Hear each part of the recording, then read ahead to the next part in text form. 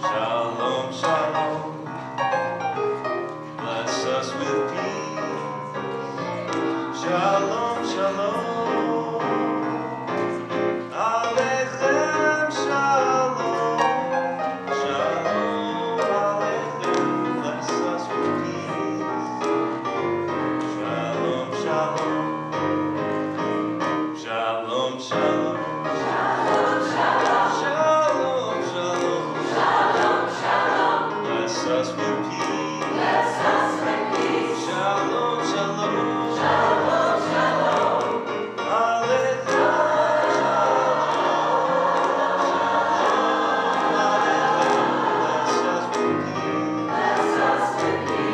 shalom,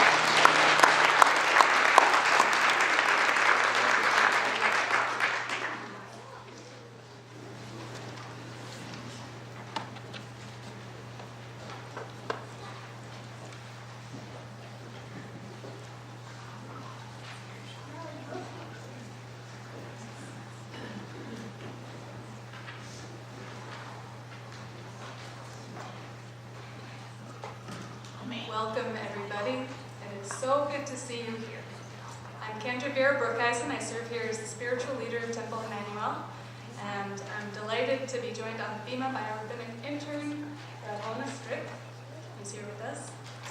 For almost 40 years, Calvary Baptist Church and Temple Emanu-El have come together here in Haverhill to make a Friday evening Shabbat service in celebration of the Reverend Dr. Martin Luther King Jr. Calvary and Temple choirs and music leaders join forces in song. For the past 3 years, we've also been blessed by the participation of Bradford Christian Academy High School's choir, with some faculty joining them. And this evening, our temple is thrilled to welcome Reverend Kenneth Young, who became pastor of Calvary Baptist Church last spring, onto the bima for the first time to give the sermon tonight. In our world, discrimination based on race or religion, or both, still rears its head, or even worse, it whispers, unchallenged. It is more than ever tonight vital that we keep coming together for encounters like this one. As people of faith, as people of hope, and simply as people, we must connect with each other. You can't see that divine spark shining out of somebody's eyes if you never come face to face. So I'm glad to see your faces here tonight, and I hope we'll hear your voices singing with us as well. In our joint service tonight, we celebrate and draw inspiration from Dr. King's work as what we would say in Judaism, a rodef shalom, a pursuer of peace. And we do so with some of his own words. Here tonight, sharing selections of Dr. King's writings with us, are members and friends of the Greater Haverhill Clergy Association up here on bima. Father John Delaney of Sacred Heart Parish in Haverhill, Father Bart Gazalian of the Armenian Apostolic Church at High Point, Victoria Kennedy, who is the head of school at Bradford Christian Academy, and Father Michael Shirley, who is a retired Episcopal priest and joining us again. So a word about our prayer book before our service begins. Take it, open it up. Look which way those numbers go. Hebrew runs right to left, and so our prayer book will run the same way in case you're getting a little lost. We're going to begin our service tonight having welcomed each other into this place with a blessing of peace on page 124 as we read together.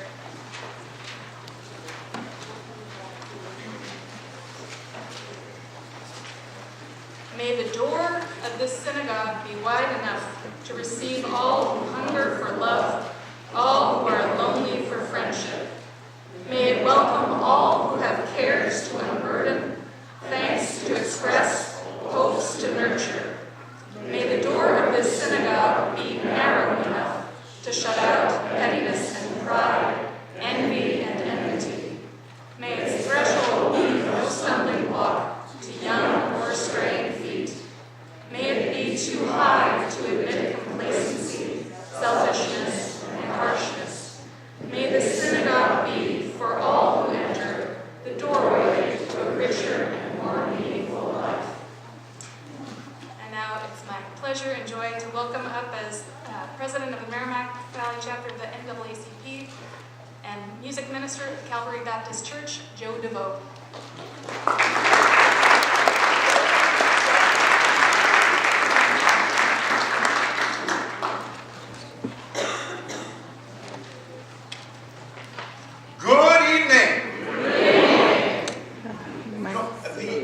I've had one of those experiences.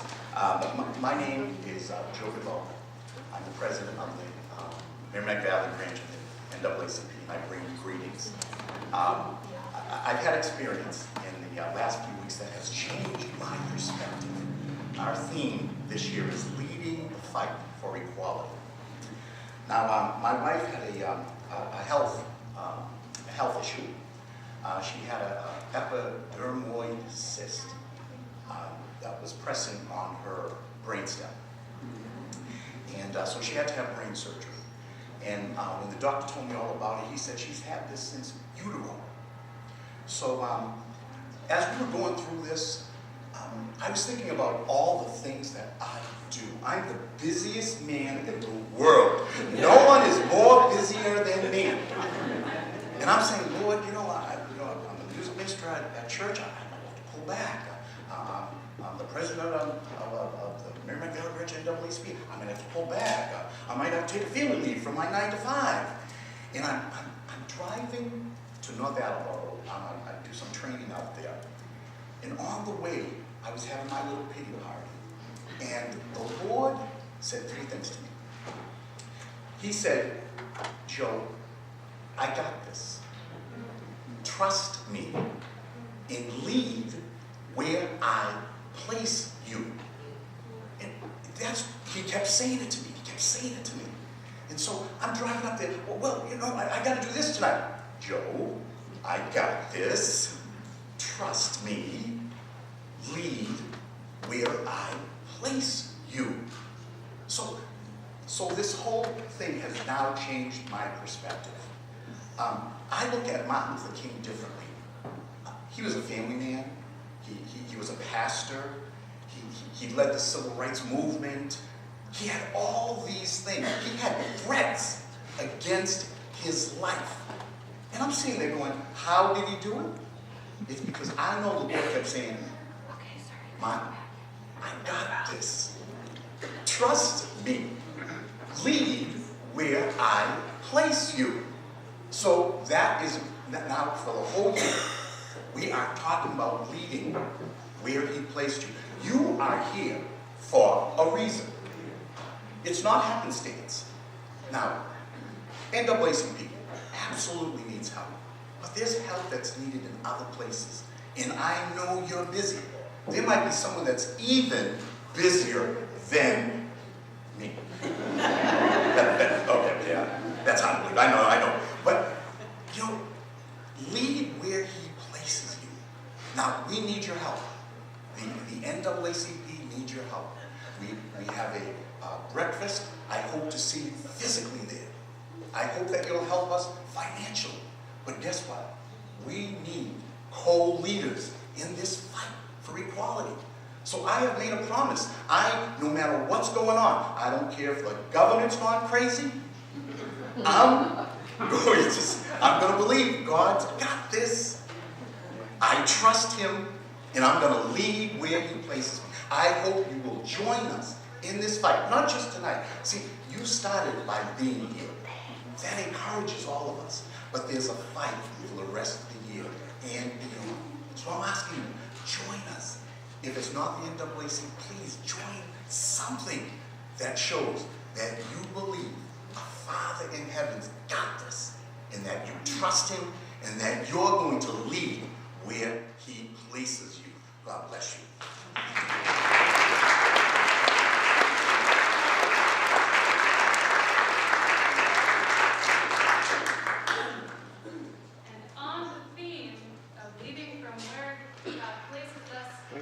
Trusting God, the choir has something to say about that.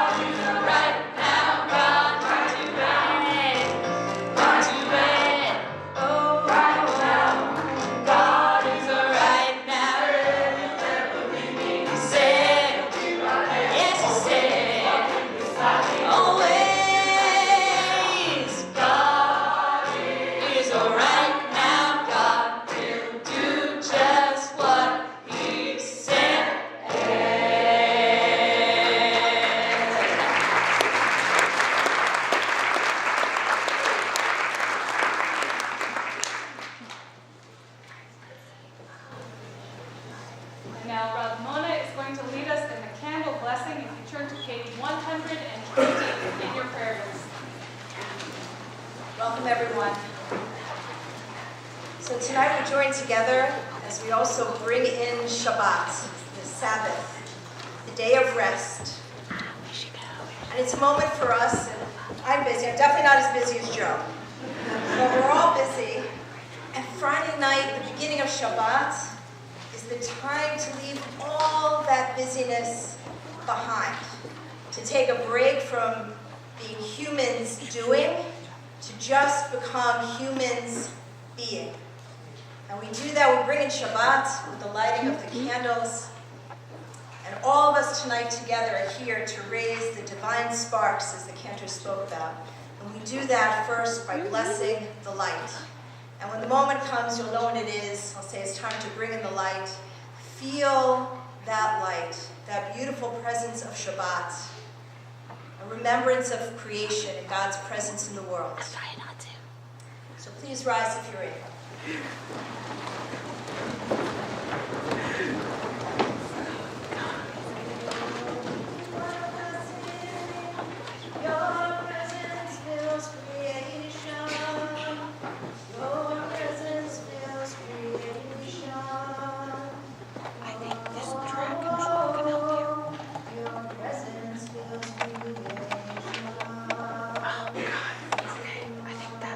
Oh, okay.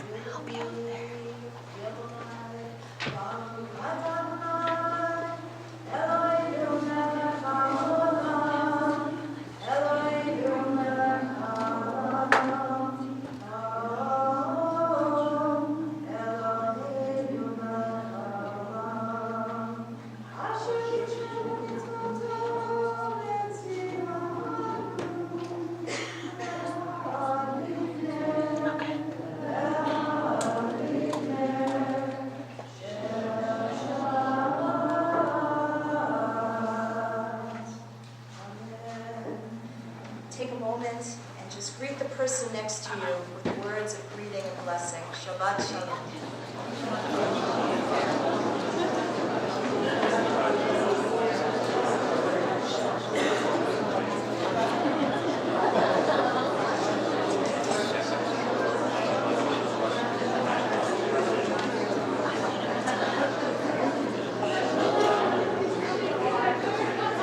You may be seated.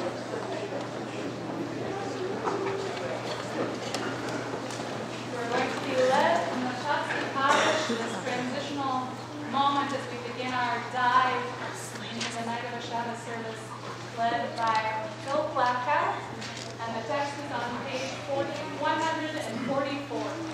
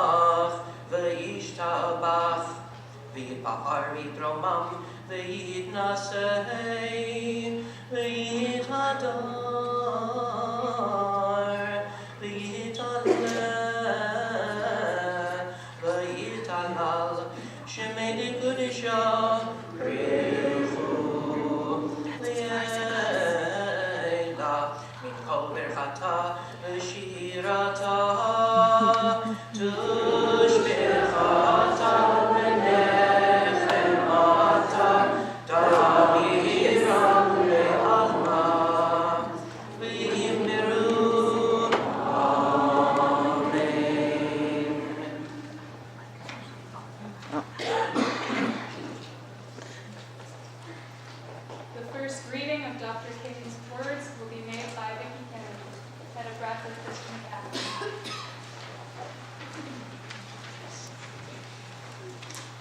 The greatness of our God lies in the fact that he is both tough-minded and tender-hearted. He has qualities both of austerity and of gentleness. The Bible, always clear in stressing both attributes of God, expresses his tough-mindedness in his justice and wrath, and his tender-heartedness in his love and grace. God has two outstretched arms. One is strong enough to surround us with justice, and one is gentle enough to embrace us with grace.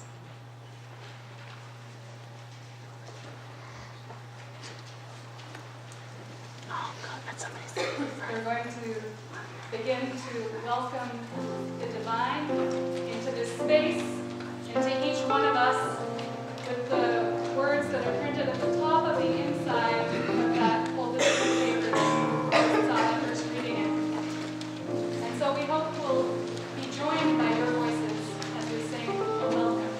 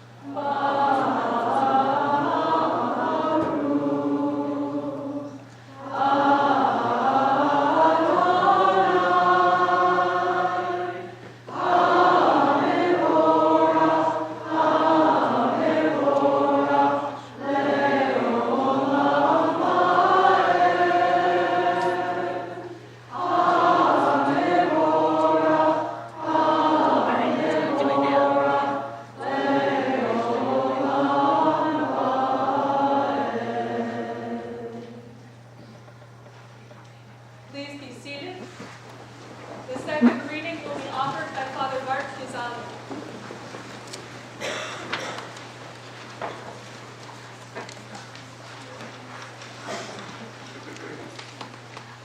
Whatever we do, we must keep God in the forefront. But I want to tell you this evening that it is not enough for us to talk about love. Love is one of the pivotal points of the Christian faith. There is another side called justice. And justice is real love in calculation. Justice is love correcting that which revolts against love.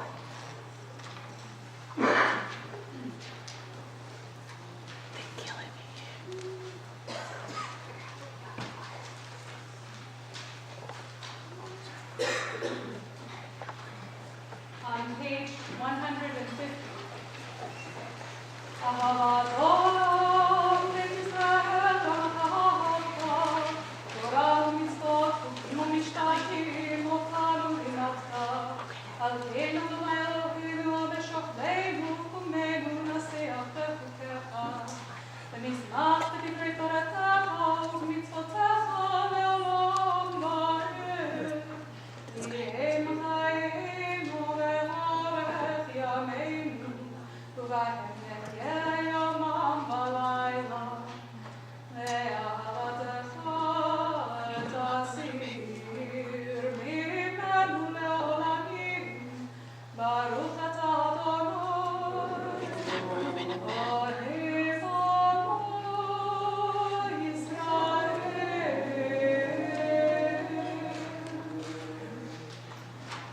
We'll turn to page 152 and we'll let the choir call us into listening for that Shema, listening for that call to our ears, to our hearts, and to our lips to let that name and that faith and that trust be on them.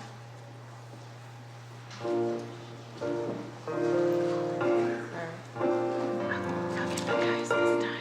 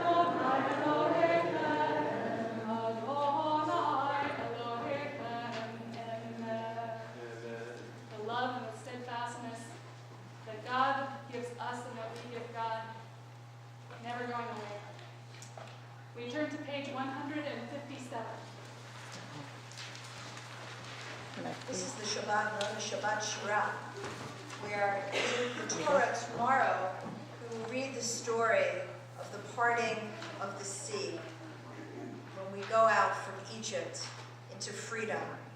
Read together on page 157. Standing on the parted shores of history, we still believe what we were taught before ever we stood at Sinai's foot, that wherever you go, it is eternally Egypt, that there is a better place, a promised land, that the winding way to that promise passes through the wilderness, that there is no way to get from here to there except by joining hands, marching together. We rehearse the Song of the Sea every one of our Shabbat evening services, and in this service, we do it in English.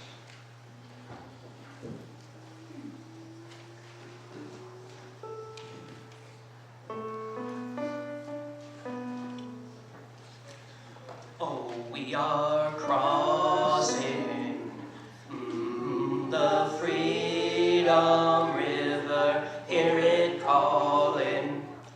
Just like the ringing of the bell, there'll be no stopping. No need to reconsider. We got to see that promised land for ourselves.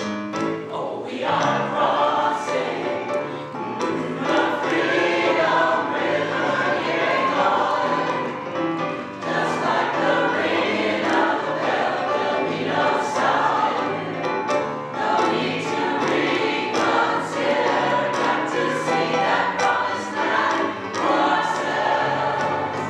Oh, we were slaves down in Egypt, working all day in the sun. When that boat with Pharaoh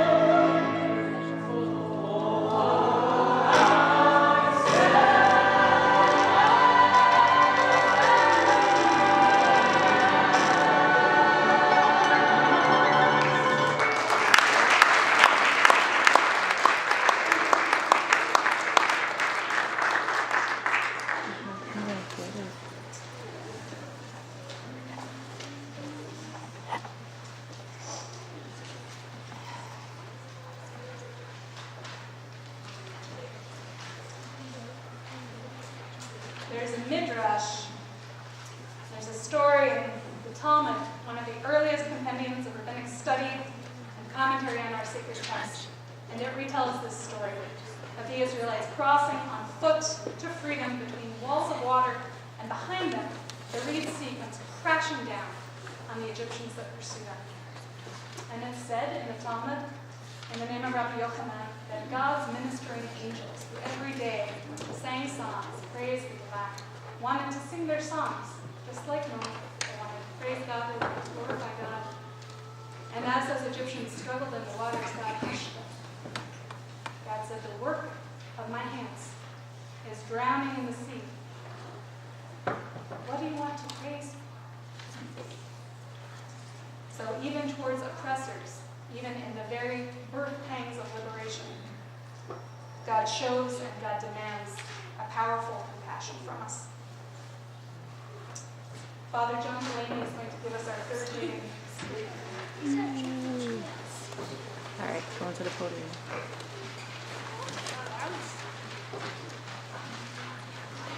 Upheaval after upheaval reminded us that modern man is traveling along a road called hate, in a journey that will bring us to destruction and damnation. Far from being the pious injunction of a utopian dreamer, the command to love one's enemies is an absolute necessity for our survival. Love, even for our enemies, is the key to the solution to the problem of our world.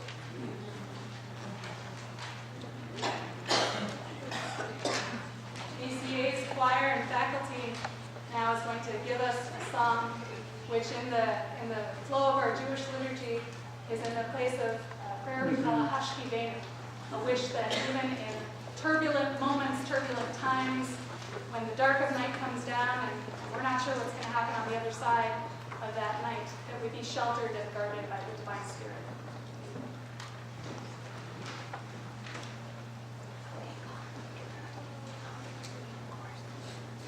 You're still on me.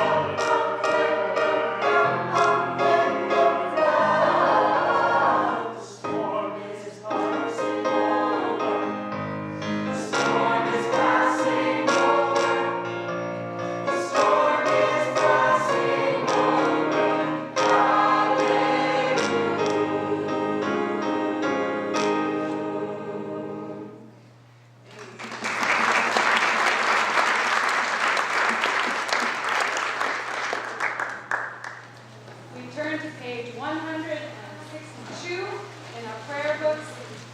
And we say that just as the Jews keep Shabbat, Shabbat keeps the Jews. These are verses that speak to that.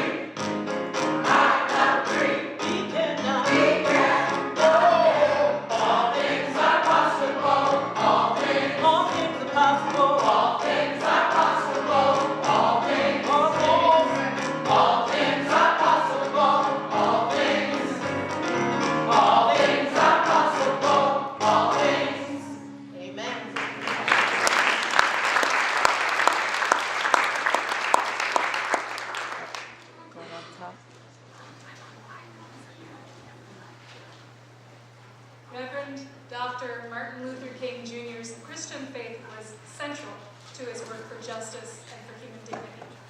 He wasn't an activist and a preacher. He was an activist because he was a preacher. And so in both Judaism and Christianity, faith begets action. We're commanded in the book of Devarim, the book of Deuteronomy, tzedek, tzedek tirdof. Justice, justice you shall pursue. Tonight, we are blessed to hear Dr. King's powerful, animating faith given voice and shape by Reverend Kenneth Young in this evening's sermon.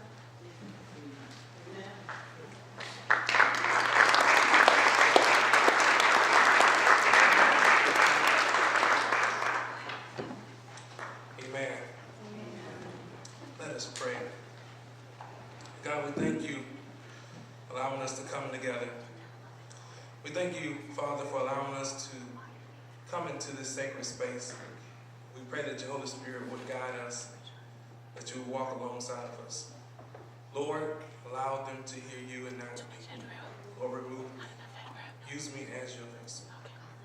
It's in the Master's name we do pray. Amen. Amen. Amen. Well, it's good to be here. Amen. Amen. I'm so excited to have the opportunity to share on tonight. A little southern boy ends up in a New England temple on Friday night. Amen. So I'm Georgia born and Georgia bred, and so if you hear a little twang, that's why it's there. I'm also dealing with a little something. My almost 2-month-old actually came home today from ICU, from MGH, and so we've all been dealing with a little something. Amen. Amen. And so in the black church tradition, I hope that you would just be a little bit flexible on tonight as we gather together in an ecumenical cause to lift up Dr. Martin Luther King. In the black church tradition, we do what we call a call and response. And so we say amen, and if you would like to say amen, that would be great. And so let's try it just for a minute. Amen? Amen. All right. I'll try not to hold you long on tonight. The text that I'll be reading in your hearing is from Matthew, Gospel of Matthew, chapter 22.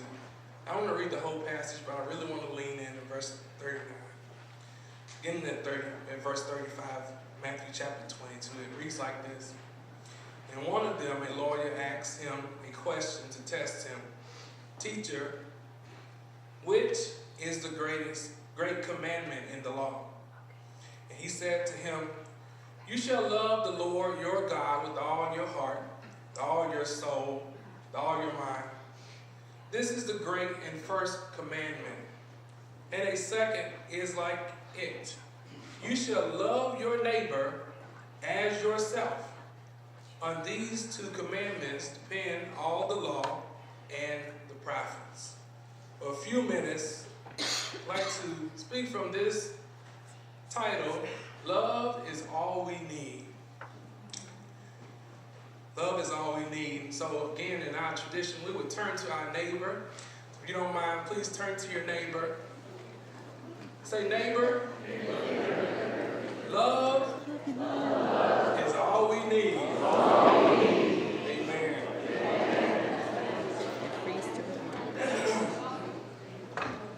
I'm blessed to have 2 beautiful daughters.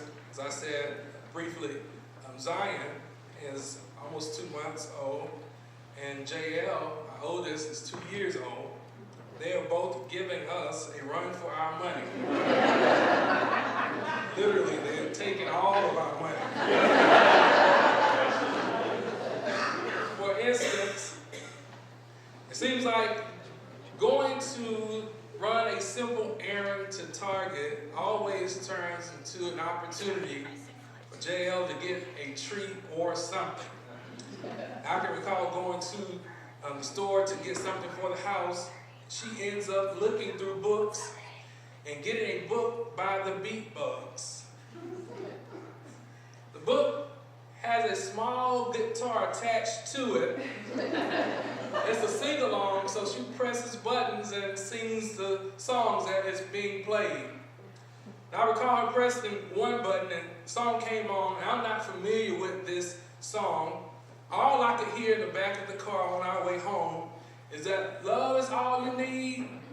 All you need is love. All you need is love, love, love. Love is all you need.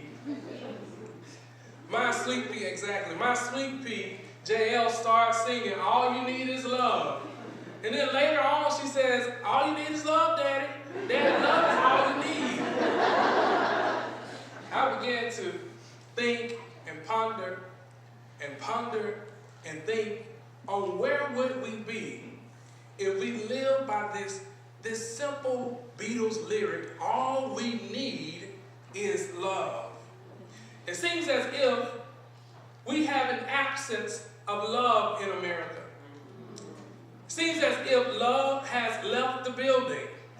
Love has walked out of the door. Love has called out sick. Love has turned in its resignation letter and said, I'm not coming back anymore. When we look at the news and we see all the calamities, turmoil, and evil, you have to ask yourself, where is the love?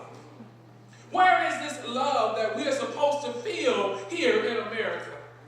Recently, we have seen and felt more pain and hurt in decades. We have experienced a terrible attack of sweet, innocent people in the sacred Jewish synagogue at the Tree of Life in Pittsburgh, Pennsylvania. Faithful members of Mother Bethel AME in Charleston, South Carolina, having a Bible study and prayer meeting gunned down. Crowds of people marching for freedom in Charlottesville, Virginia, mowed down by a car. Many injured, and Heather Hayer lost her life for what many would say as she was marching for justice and love. I think America has to grapple with this question. Are we now living in a loveless community? Are we now living in a heartless country? Something is missing. Something is missing when the shutdown of our government happens and leaves about 1 million hard-working Americans receiving a pay stub that reads $0 and 0 cents for your work. One has to wonder, what happened to the love? What happened to my country, tears of thee? Sweet land of liberty, for thee I sing. I wonder, are we really experiencing being America the beautiful right now? As a little kid, I would sit with my grandmother and listen to her tell stories about speaking to her neighbors. She would say in her thick southern accent, baby, we used to go across the way and ask our neighbor for a cup of sugar and flour because we were baking the cake. We used to know everyone in our community. We would see kids in the community doing something that they were not supposed to do. And we would chastise them because we had love for one another. We had love for our neighbor. We had love, what she would say, for ourselves. And she said, I would expect if anybody seen my children acting out, they would do the same thing that I'm doing to their children. What she was really trying to say is, we follow the commandment that Jesus is referring to in this text. We love our neighbors as we love ourselves. Essentially, the text is asking us to take a hard look in the mirror.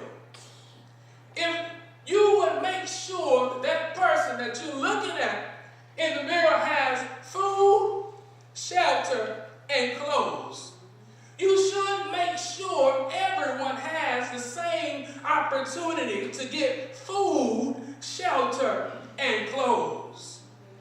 We take good care of ourselves, but what are we doing for others? Do you want to make sure there's food in your home? Don't you want to make sure that there's shelter over your head? Don't you want to make sure that you have on some nice clothes? And if the answer is yes, then you ought to make opportunity. This type of love is not a conditional love. This text that we are referring to, when we get this love, is this love, this not a eros love, not an erotic love that you may have for your spouse, your wife, your husband, not this type of erotic love or passionate love. It's not a philios love or philia love. This brotherly or sisterly love. This is an agape love. It's love that has compassion. It's love that's unconditional. And this text is calling us to have love for our brothers and our sisters. As I began to wrestle with this text, there were many things that arrested my attention.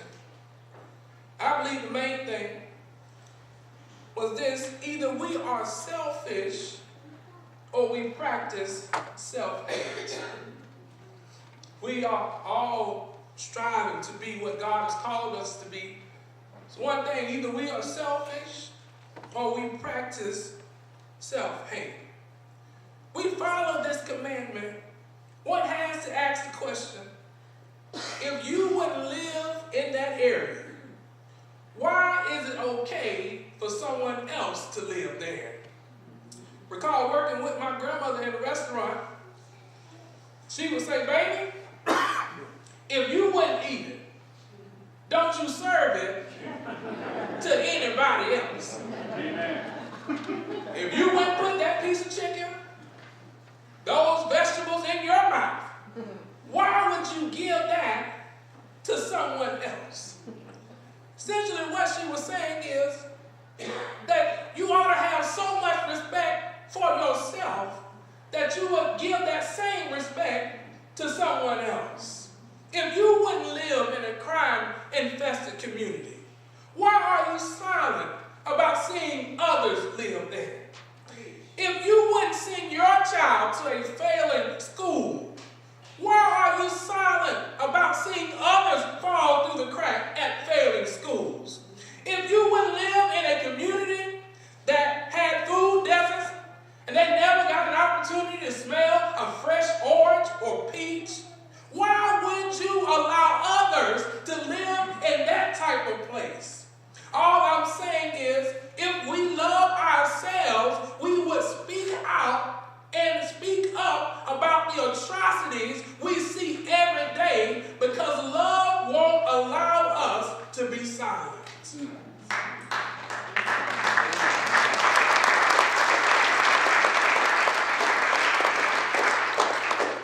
This is really what Reverend Dr. Martin Luther King was fighting for. He was fighting for the moral fabric of America. America says that it's the home of the brave. It's the place of equal opportunity. It's the place where you can achieve the American dream. You can have a house and a family with a white picket fence, but we must continue to speak out until this comes into fruition for all Americans. I believe that if Dr. King was alive, he would have a lot to say about what's going on today. I believe he would have a lot to say about how we treated immigrants in this country. He would have something to say about how we allowed a young child to die in America's detention center. We would have places of food to eat for people. We still have a water system in Flint, Michigan that's struggling to get pure drinking water to its citizens. We still have an opioid crisis that we cannot seem to get our arms around. We have a cradle to prison pipeline. There are stats that would suggest that they would know if a child at the age of 3 or 4 would go in that particular pipeline to prison. 1 out of 3 black men have been in the penal system. I believe Dr. King would have a whole lot to say about these issues. This is why he wrote, we must learn to live together as brothers and sisters or perish together as fools. I just believe that love is the answer to the ills of society. All we need is love. Love is all we need. Love cures hope. Love trumps evil. Love removes bitterness. Love turns gloomy into joy. Love turns cloudy days into clear sunny days. Love turns everything that's upside down to right side up. All we need is love. Love is all we need. Just love our neighbors as we love ourselves. My brothers and sisters, taken from Dr. Martin Luther King Jr.'s speech, I Have a Dream, we must continue to love until things change around us. And if America is to be a great nation, it must begin to love. We must love until communities begin to change. Love until change happens in the prodigious hilltops of New Hampshire. Love until change happens in the mighty mountains of New York. Love until change happens in the high Alleghenies of Pennsylvania. Love until change happens in the snow-capped Rockies of Colorado. Love until change happens in the curvaceous slopes of California. But not only that, we need to love until change happens in Stone Mountain of Georgia. Love until change happens in Lookout Mountain of Tennessee. Love until change happens in every hill and molehill of Mississippi. From every mountainside. And when this happens, we will allow love to permeate our country. When we show love in every village, in every hamlet, from every state, in every city, we will be able to speed up that day when all of God's children, black men and white men, black women and white women, Jews and Gentiles, Protestants and Catholics, will be able to join hands and sing in the words of the old Negro spiritual. Free at last, free at last. Thank God Almighty, we are free at last. God bless you.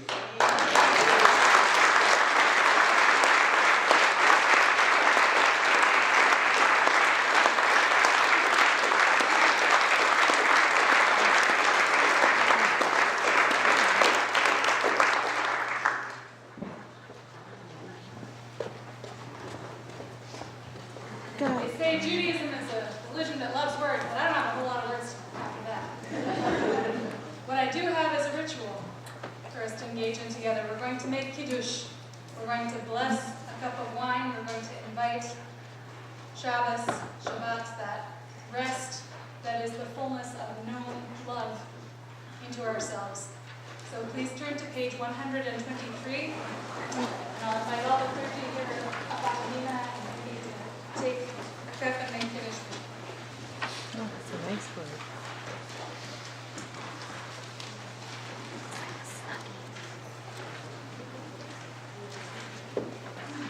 Guys, rolled in the middle. Looks like a snuggie.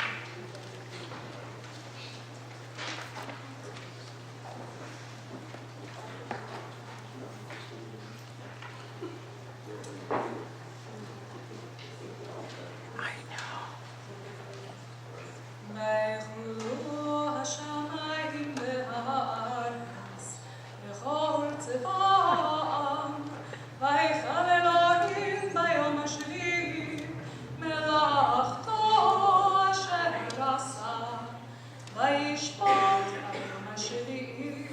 מכל מלאכתו אשר עשה, ויברך אלוהים את יום השביעי, ויקדש אותו, כי בו שבת מכל מלאכתו אשר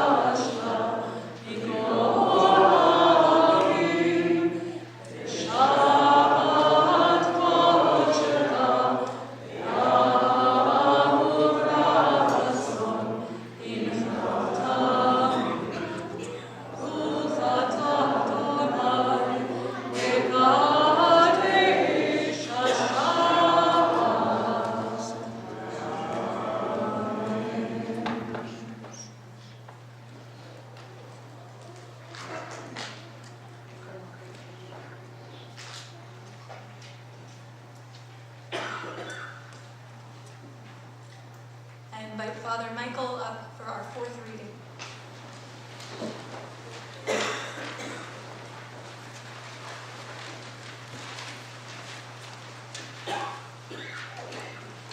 Now, let us begin. Now let us rededicate ourselves to the long and bitter but beautiful struggle for a new world. This is the calling of the sons of God, and our brothers wait eagerly for our response. Shall we say the odds are too great? Shall we tell them the struggle is too hard? Will our message be that the forces of American life militate against their arrival as full men, and we send our deepest regrets? Or will there be another message of longing, of hope, of solidarity with their yearnings, of commitment to their cause, whatever the cost? The choice is ours. And though we might prefer it otherwise, we must choose in this crucial moment of human history. We're given a challenge in those words, and we rise to it together. We turn to page 586 for the Alein.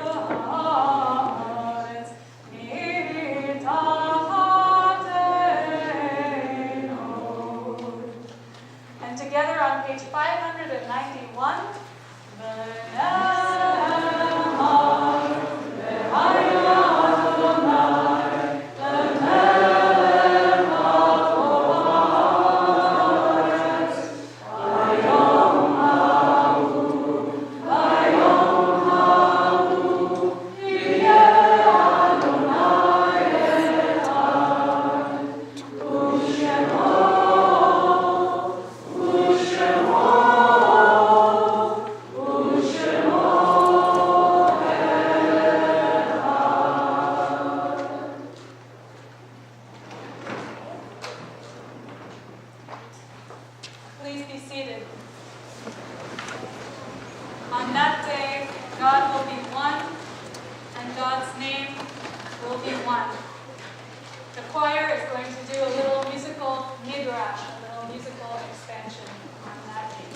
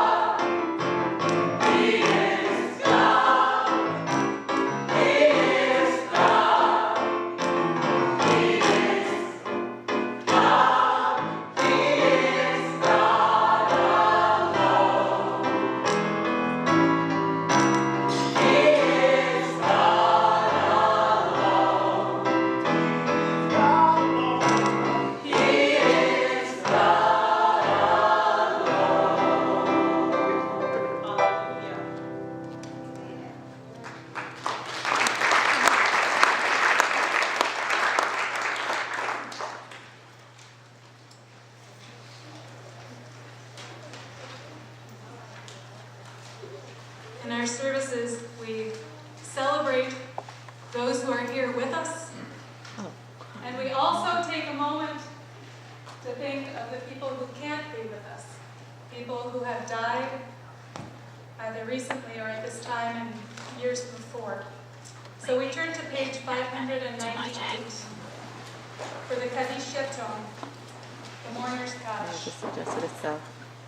In our community, at this time of year, we remember Dora Blotner, Tilly Bornstein, Ida Bushloff, Evelyn Dunn, Faith Edelstein, Herman Feynman, Beatrice Gannon, Norman Gerson, Lowell Gordon, Pauline Greenbaum, Edith Green, Marion Karas Heffron, Laura Hodis, Eleanor Corellis, Annie Gertrude Corellis, Hyman Kasanoff, Evelyn Kesslin, Albert Kimmel, Malcolm Kramer, Libby Lasky, Lena Litvak, Jenny Mizell, Dora S. Neiditz, Baynard Paul, Abraham Pollock, Anna Pollock, Louis Robotnik, Morris Rosenston, Robert Silverman, Moses Snyder, Ann Sofcott, Helen Steinberg, Malka Supovitz, Rachel Hope Valentine, Edward Venner, Lester Wax, Adeline B. Watnick, and Arlene Wise.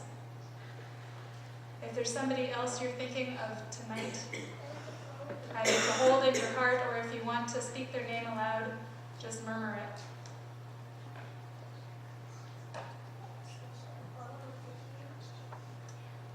And let your memories of them be infused with the love that we're feeling on the Shabbos.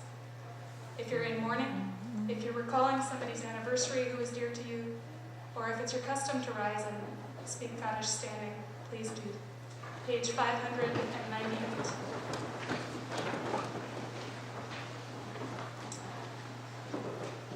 יתגדל ויתקדש שמי רבה, בעלמא דברת חירותך וימליך מלכותך, בחייכם וביומכם ובחיי בכל בית ישראל, בעגלה ובזמן קריב במהות אמן. יהא שמך רבה מברך לעולם לעולמי עולם.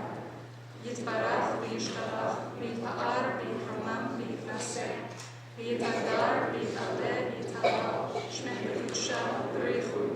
לעילה מן כל ברכתה ושירתה, תושבחתה ונחמתה, ואמירה נעימה ואמרו אמן. יהא שלמה רבה מן שמיה, וחיים אמינים ועל כל ישראל יאמרו אמן. עושה שלום במרומיו, הוא יעשה שלום עלינו ועל כל ישראל ועל כל יושבי ביתו ואמרו אמן. May their memories be for a blessing, and we say amen. Please be seated. Rav Mona will give us our fifth and final reading of the night.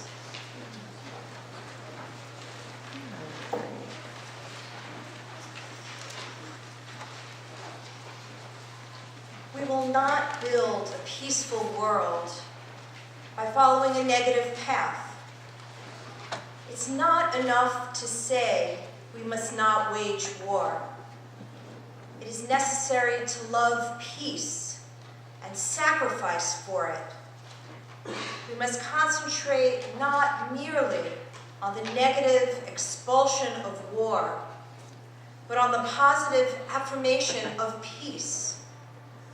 We must see that peace represents a sweeter music, a cosmic melody that is far superior to the discords of war.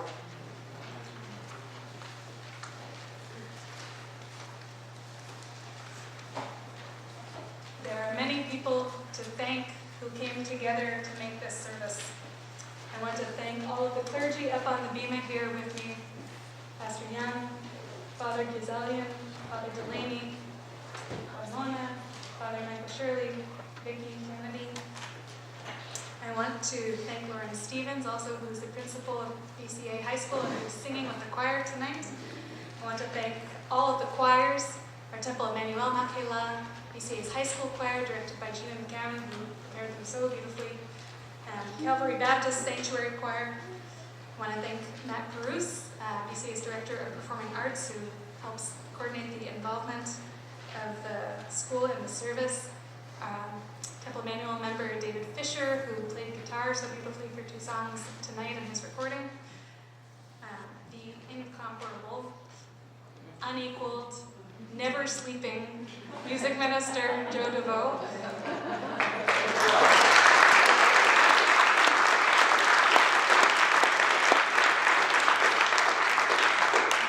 Our executive director Nancy LaFleur, and our custodian Don Klumas, without whom nothing that happens here in this building would ever be possible. I want to thank Haverhill Community TV for broadcasting on Channel 22 so that many more of you can be here with us this evening, even if you can't be with us in the flesh. And I also want to thank everybody who brought something to enjoy for the Oneg, the festive nibbling that happens at the conclusion of the service, which is right next door in Weiner Auditorium, and everybody is invited to that. So the clergy will join me in giving a final blessing, which is actually in your Sidurim, in your prayer books, if you turn to page 591. And then the choir is going to sing us from this room into the next, but stay with us for the song and then sing it with us as we make our way into the next room. So if the clergy will rise and join me, we'll turn to page 591 and read together. May we gain wisdom in our lives, overflowing like a river with understanding, loved each of us for the peace we bring to others. May our deeds exceed our speech, and may we never lift up our hand, but to conquer fear and doubt and despair. Rise up like the sun, O God, over all humanity. Cause light to go forth over all the lands between the seas, and light up the universe with the joy, the wholeness of freedom and peace. And we're going to sing about that peace, and you're going to sing with us. So look in that folded page that you have in front of you. Look at the bottom right hand. Just 3 words to this song. Repeat them after me. Peace. Salam. Shalom. That's it. I'm going to come down and we're going to teach it to you.